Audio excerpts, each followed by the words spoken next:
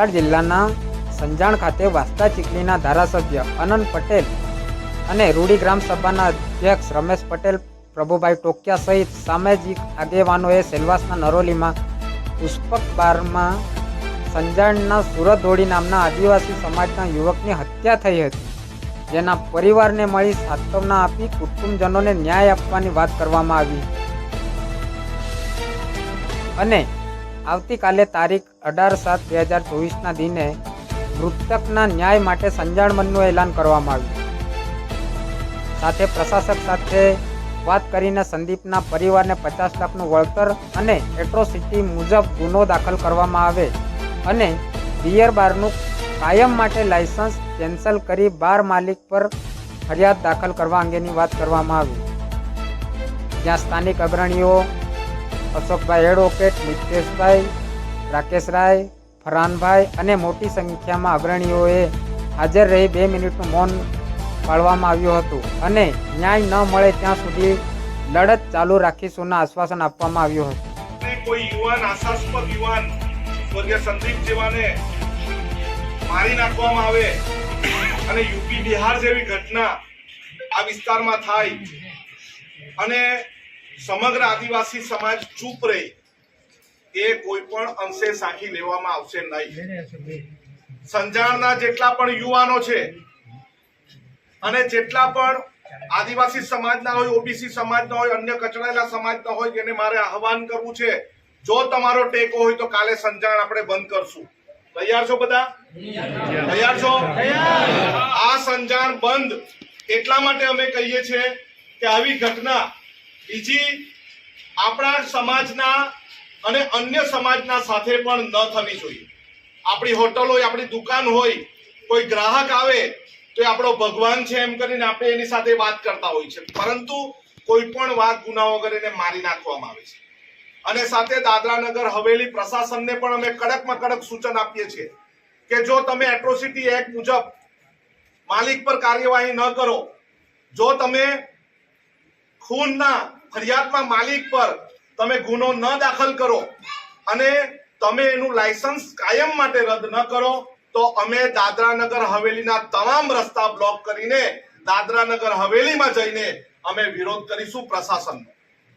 અને એમાં આપણે બધાએ જ કોઈ પણ પક્ષ પાર્ટી વગર આમાં ટેકો આપવાનો છે। ટેકો આપશો બધા? ટેકો આપશો? આ સંદીપ એ આપણો ભાઈ છે, આપણો દીકરો છે અને આપણા સમાજનો આશાસ્પદ યુવાન છે। ત્યારે ત્યાંના પ્રશાસન, ત્યાંના લોકો દ્વારા અથવા માલિક દ્વારા એમનું જીવન નિર્વાહ કરવા માટે બેન અને બે દીકરી માટે 50 લાખ રૂપિયાની આપણે એને વળતર મળવું જોઈએ। એના માટે તૈયાર છો બધા?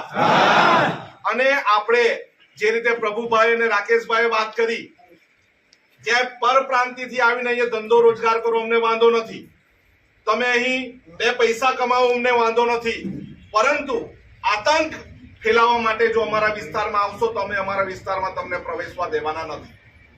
અને અહીંના પ્રશાસનને બી અમે કડક સૂચના આપીએ છીએ કે અહીં આદિવાસી સમાજના સાંસદ છે, આદિવાસી સમાજના ધારાસભ્ય છે, જો અમારી સાથે આદિવાસી સમાજની સાથે નહીં રહેવાનો હોય તો તમને અમારા રામ રામ, અમને તમારું કઈ કામ નથી। આ વિસ્તારમાં ખૂબ શાંતિથી આપણા લોકો મજૂરી કામ કરે છે, ખૂબ શાંતિથી કોઈક ને કોઈક જગ્યાએ કામ કરવા માટે જાય છે, નોકરી કરે છે અને આપણે રોજનું રોજ લાવીને ખાઈએ છીએ, પરંતુ જળ જંગલ જમીનની સાથે અમારા આદિવાસી સમાજના યુવાન સાથે જો તમે મોતનો ખેલ કરવાના હોય તો અમે સાખી લઈશું નહીં। આવી દાદરા નગર હવેલીમાં કોઈ હોટલ હોય અને બાર હોય, એમને તાકીદે આદિવાસી સમાજ તરફથી અમે સૂચન કરીએ છીએ, આ પ્રકારનું જઘન્ય કૃત્ય કરતા પહેલા વિચારજો। અમે મૃતક સંદીપના પરિવારની સાથે છે, એમને જ્યાં સુધી ન્યાય ન મળે ત્યાં સુધી અમે એમની પડખે રહેશું। આવનારા સમયમાં અમે જિલ્લા કલેક્ટરને મળવા માટે પણ જશું, ત્યાંના એસપી ને મળવા માટે પણ જશું, પરંતુ કાલે સંજાણ બંધથી અમારું આંદોલન ચાલુ થશે। બધા તૈયાર છો ને? તૈયાર છો ને? આપણે આવતીકાલથી સંજાણ બંધની જવાબદારી આપણી તમામની છે અને આપણે 1 દિવસનો બંધ ખૂબ શાંતિપૂર્વક પાડવાનો છે, કોઈને જબરજસ્તી કરવાની નથી, પરંતુ શાંતિથી દરેક લોકોને આપણે અત્યારથી જ આજથી વાત કરવાની છે, મીડિયાના માધ્યમથી કરવાની હોય, સોશિયલ મીડિયાના માધ્યમથી કરવાનું કરી દેવાનું છે। આપણે બંધ પાડીને એક દિવસનો શોખ આપણા દીકરા માટે પાડવાનો છે। આ રીતે કોઈ બીજું ન કરે એના માટે શોખમાં તમામને સહકાર આપવા માટેની લાગણી અને માંગણી પણ કરીએ છીએ। આવનારા 2 થી 3 દિવસમાં પ્રભુભાઈ અને પ્રશાસક અને પ્રશાસન જોડે ચર્ચા કરીને એમની પાસે સમય માંગીને આપણે ત્યાં મુલાકાત માટે જઈશું। તમામને આજે આવીને શ્રદ્ધાંજલિ રૂપે આપણે બધા મળ્યા એ બદલ તમામનો આભાર। હવે પછી પણ મિતેશભાઈ જે વકીલ છે તે આપણને એ પ્રકારનું માર્ગદર્શન આપશે કે આપણે કાયદાકીય લડત કઈ રીતે લડવાની છે। ઓકે, એ આદિવાસી જે યુવાનનું જે હત્યા થઈ છે દાદરાનગર હવેલીમાં, આજે આપણે મળ્યા પરિવાર સાથે, શું વાત થઈ અને શું માંગ છે? સ્વર્ગીય સંદીપ જે ઉમરગામના સંજાણનો નિવાસી હતા, એ બારમાં જ્યારે જમવા માટે હોટલમાં ગયા ત્યારે એને મારી નાખવામાં આવ્યો બારના વેઇટર દ્વારા। અને જ્યારે એનું ખૂન થઈ ગયું ત્યારબાદ જે એફઆઈઆર કરવામાં આવી દાદરાનગર હવેલીમાં, એમાં ત્યાંના માલિકોનું નામ ન હતું। એટ્રોસિટી એક્ટ મુજબ જે ફરિયાદ દાખલ થવી જોઈએ દાખલ થઈ ન હતી। અને પરિવારજનો જેમની 2 દીકરી છે નાની અને ઘરમાં એક જ જણ કમાનાર હતો, ત્યારે એમને 50 લાખ જેટલું વળતર માટેની માંગણી પણ પરિવારજનોની સાથે અને આગેવાનોની સાથે આદિવાસી સમાજની સાથે ચર્ચા કરીને મૂકી છે।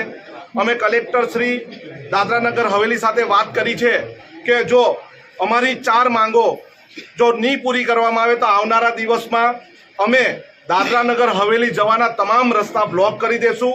અને આવતીકાલે તમામ સંજાણવાસીઓને અમારું તમામ આદિવાસી સમાજ, અહીંના સ્થાયી સમાજ, અહીંના સ્થાનિક સમાજ, દરેક લોકોનું નિવેદન છે, દરેક લોકોની માંગણી છે કે સંજાણ આવતીકાલના દિવસ સ્વર્ગીય સંદીપજી માટે બંધ કરવામાં આવે।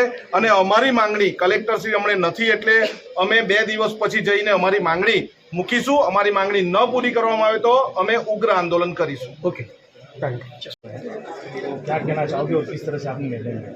देखिए, जो आज जो यहाँ पर घटना हुई है उसको लेकर हमारे एमएलए और आदिवासी नेता आनंद भाई पटेल जी और पूरी हमारी आदिवासी समाज और स्थानीय समाज के जो आगेवान हैं, आप टीम यहाँ पर आई है। ये जो दादरानगर में जो घटना बनी है वो घटना बहुत ही निंदनीय और बहुत ही दुखद है। और इस मामले को लेकर पूरा यहाँ पर आदिवासी समाज के साथ साथ प्रत्येक जो समाज यहाँ जो स्थायी समाज है उस समाज को एक बहुत ही यहाँ पर सोचने की बात आ रही है। यहाँ पर गहन चिंतन करने की बात हो रही है यहाँ पर, क्योंकि दादरानगर हवेली एक ऐसा विस्तार, यहाँ पर हम पहले ऐसे जो मामले थे यूपी, बिहार, मुंबई जैसे विस्तार में ऐसे मर्डर के मामले हो चुके थे, लेकिन दादरानगर हवेली और ये उमरगाम आदिवासी विस्तार में औद्योगिक इकाइयों की वजह से एक पिछले 10-12 सालों में एक असामाजिक तत्व प्रकार का एक बहुत बड़ा वर्ग यहाँ पर जो अपने विस्तारों में जो क्रिमिनल क्राइम करके यहाँ पर आए हुए हैं, यहाँ पर छोटा छोटा नौकरी धंधा करके यहाँ पर स्थायी हुए हैं। उन वजह से यहाँ पर क्या है कि आज हम यहाँ पर हमारे विस्तार में दादरानगर हवेली बाहुल्य आदिवासी विस्तार, उमरगाम बाहुल्य आदिवासी विस्तार, पूरा वलसाड़ जिला आदिवासी विस्तार, बावजूद यहाँ पर आदिवासी समाज और स्थानीय समाज हमारा सुरक्षित नहीं है। तो इसके लिए बहुत ही चिंता के विषय है। इस मामलों के लेकर पूरे आदिवासी समाज में ये गुजरात के पूरे जितने बॉर्डर विस्तार है वहाँ पर आदिवासी समाज में बहुत ही आक्रोश है। और उसी आक्रोश को लेकर आज हमारे आनंद भाई पटेल जी की अगुवाई में यहाँ पर हम परिवार को सांत्वना देने आए हैं, परिवार को मिले हैं और परिवार की और समाज की 4 मांगे सामने आई है। जैसे कभी है कि जो एफआईआर हुआ है, एफआईआर होने के हुआ है, लेकिन इसमें पता है कि सामने वाली जो जिन्होंने ये हमला किया है वो बिन आदिवासी समाज है, रजपूत समाज का बार है, तो उनके ऊपर अभी तक एट्रोसिटी लॉन्च नहीं हुआ है। हम ये चाहते हैं कि उनके ऊपर एट्रोसिटी लॉन्च हो। दूसरी बात, एफआईआर हुआ है लेकिन एफआईआर से जो हमला किया है वो लोगों के ऊपर एफआईआर हुआ है। हम ये कह रहे हैं कि जो मालिक है, और ये ऐसी इस बार में कई बार ऐसी घटनाएं हुई, ऐसा भी हमारे पास रिपोर्ट है, तो बार के मालिक के ऊपर एफआईआर दर्ज हो। तीसरी बात सामने आई है कि यहाँ पर जो हम परिवार को मिले, हम बहन को मिले, यहाँ पर उनके 2 बच्चे हैं, यहाँ पर एक 2.5-3 साल का बच्चा है और 10 साल के बच्चे हैं, उनके भविष्य के सिक्योर करने के लिए यहाँ पर 50 लाख के मुआवजे की हम बात यहाँ पर कर रहे हैं। और साथ ही ये पिछले 10-12 सालों में जितने भी यहाँ पर दादरानगर हवेली विस्तार में और यहाँ के प्रशासन को हम यहाँ पर गए कि जो 10-12 सालों में जितने भी जो बाहर से लोग आए हैं उनका आइडेंटिटी